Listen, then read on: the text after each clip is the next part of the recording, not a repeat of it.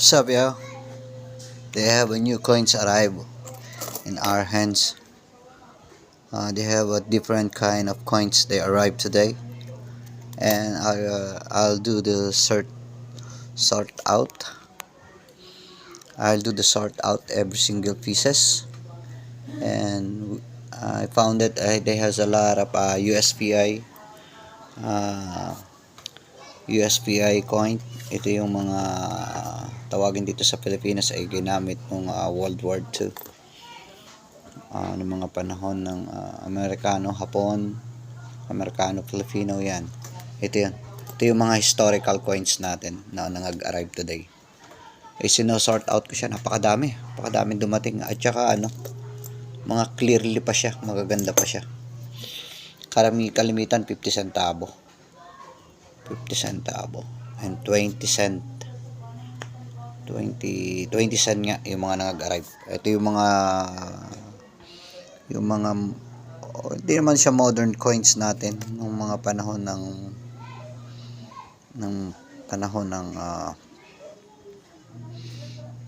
inabot ko pa to yung mga kapanahon na namin. There's a lot of coins. We have old peso, we have old 2 peso, 5 peso. Yan, napakadami. Ito yung arrive ngayon. Yung mga collection na coins na pinagbili sa atin. Ayan. Binili ko na ng lahatan para isang lang. Meron pa mga Liberty 10 centavo. 10 centavo ba yan? Oo, dami. Iba't iba yan. Mga traditional old coins na natin dito, yung mga hindi na nagagamit dito sa Pilipinas. Pero ito na yung mga na-sort out ko na USPI na marami may value. 1907 is 50 centavo. Ito yung nakita ko to sa sa vlog ni kalimutan ko. Basta sa vlog niya nakita ko to. Basta mga kita pa yung maayos pa. Pwede nila tong isali sa option ng option ng coins option. Pakadami Pakadami dumating ngayon. Sayang yung mga yung pass ng mga coins. I has friends, so I give it to them already.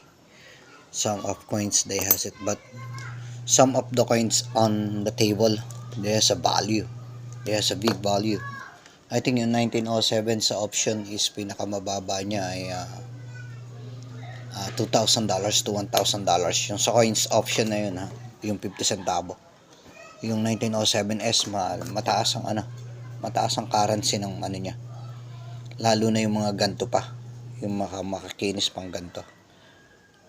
Yung mga kita pa talaga yung mga details niya.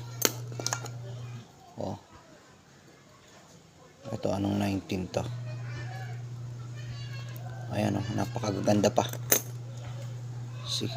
Yan yung mga kino-collect ko, yung mga ganyang coins. Ito. So as per na gusto nang magbebenta lahatan, kinukuha ko lahat. Ayan. Yun yung mga kino-collect ko. Yung dami ko pa dun sa box ko dun sa ilalim. Yung mga gantong coins.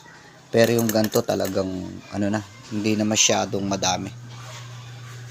Hindi na siya masyadong madami. Kaya guys, sa mga meron pa dyan na ganto, binibili ko yan. Binibili ko talaga yan. Ito mga gantong klase. Yan, binibili ko yan. Nakikita nyo sa likod is Pilipinas. Sa harap. And then sa likod, United States of America. Colonized coins to kung tawagin USPI coins. Ito yung mga old natin. Okay guys.